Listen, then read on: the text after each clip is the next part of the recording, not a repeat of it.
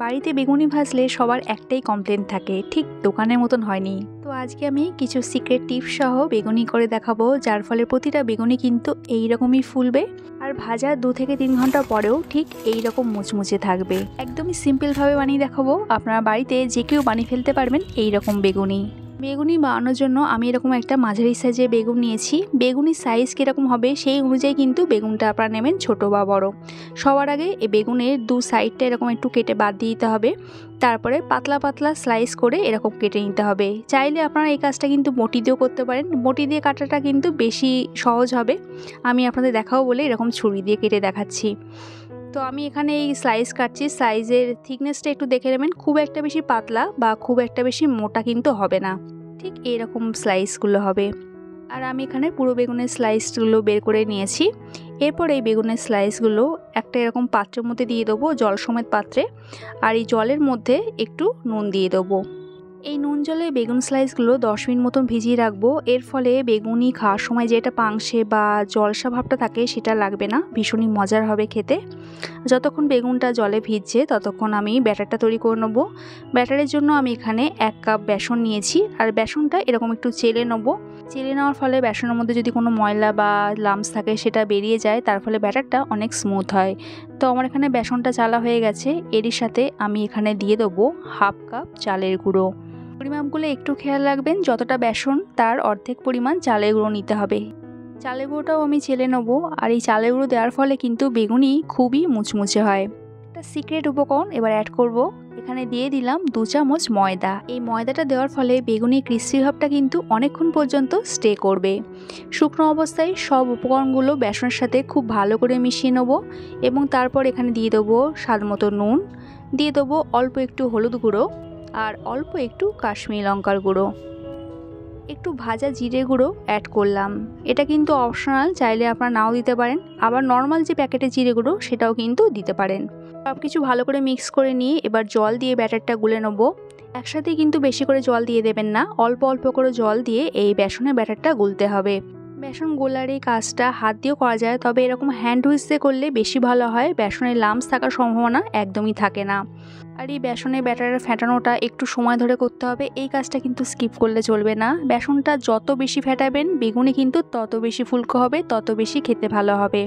আমার এই কাজটা করতে প্রায় 4 থেকে 5 মিনিট মতন সময় লেগেছে। ব্যাটারের থিকনেসটা ঠিক এরকমই হবে, খুব একটা বেশি পাতলা বা খুব একটা বেশি ঘন হবে না। সবশেষে এখানে দিয়ে দেবো একটু কালো জিরে আর 1 চামচ মতন বেকিং পাউডার, বেকিং সোডা নয় কিন্তু বেকিং পাউডার। আর একটা সিক্রেট উপকরণ এখানে অ্যাড করব, সেটা হচ্ছে তেল। এই তেলটা কিন্তু গরম তেল, এখানে আমি 2 চামচ মতন তেল অ্যাড করলাম। এই গরম তেলটা দেওয়ার ফলে বেগুনি ভাজার পর বেগুনির গায়ে বাড়তি যে তেলটা থাকে সেটা কিন্তু লেগে থাকে না। তো এগুলো খুবই সোজা সোজা টিপস, কিন্তু এগুলো ভীষণই কাজের। সব কিছু ভালো করে ফেটে নিয়েছি। আর ফাইনাল ব্যাটারের থিকনেসটা দেখুন, একটা আঙুল ডুবিয়ে এরকম কোট করলে দেখবেন যে ব্যাটারটা খুব একটা বেশি কিন্তু ঝরে ঝরে পড়ছে না, ঠিক এইভাবেই কিন্তু পয়েন্টেড হচ্ছে। আর আঙুলের গায়ে কিন্তু চারধারে ভালো করে কোট করা আছে। ব্যাটারের থিকনেস এর থেকে বেশি পাতলা বা ঘন হলে কিন্তু বেগুনি ঠিকমতো ফুলবে না। অপরদিকে নুন জল থেকে বেগুনের স্লাইসগুলো তুলে এরকম ঝুড়ির মধ্যে ঢেলে দিয়েছিলাম যাতে জলটা বেরিয়ে যায়। আর বেগুনের স্লাইসগুলো এরকম একটা টাওয়েল বা টিস্যু পেপার দিয়ে এরকম মুছে ফেলতে হবে।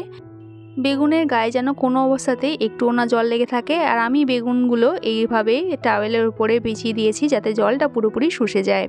এরপর একটা বেগুনের স্লাইস নিয়ে এইরকম ব্যাটারের মধ্যে ডুবিয়ে নিতে হবে। বেগুনের স্লাইসটা খুব ভালো করে বেসন দিয়ে কোট করে নিতে হবে। আর কোট করার পর এক্সট্রা বেসনটা এইভাবে ঝাড়িয়ে ফেলতে হবে, এরকম বাটির গায়ে এইভাবে ঝাড়িয়ে ফেলতে হবে। দিয়ে এরপর তেলের মধ্যে দিয়ে দিতে হবে। ভাজার জন্য একটু বেশি পরিমাণে তেল দিতে হবে। আর তেলটা ধোঁয়া উঠছে এই রকম গরম করে নিতে হবে। খুব ভালো করে গরম করে নেওয়ার পর গ্যাসের ফ্লেমটা লো টু মিডিয়ামে দিয়ে এই বেগুনের স্লাইসটা দিতে হবে। তারপর এই তেলটা একটা এরকম চামচ বা হাতার সাহায্যে একটু বেগুনির উপর দিতে লাগতে হবে। দেখতেই পাচ্ছেন বেগুনিটা কি সুন্দর ফুলে উঠছে। একটা সাইড 5 সেকেন্ড রাখার পর কিন্তু বেগুনিটা উল্টে দিতে হবে। তারপর অপর বেগুনের স্লাইসটা ছাড়তে হবে।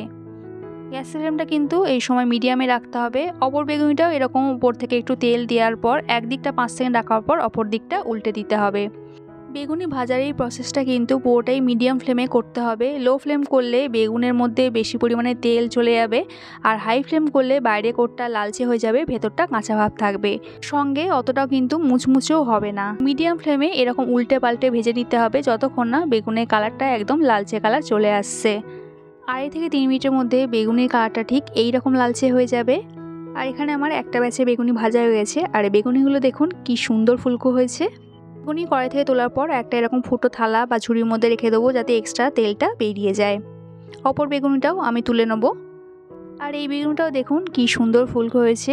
আসলে যে টিপসগুলো আমি বলেছি সেইগুলো একটু ফলো করলেই কিন্তু প্রতিটা বেগুনি এইরকম ফুলকো ফুলকো হবে, প্রতিটা বেগুনি কিন্তু পারফেক্ট হবে।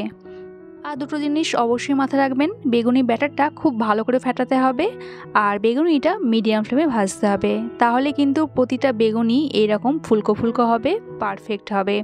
আর বেগুনিগুলো কত মুচমুচে হয়েছে সেটা আপনাদের দেখিয়ে দিচ্ছি, আওয়াজ শুনেই বুঝতে পারবেন।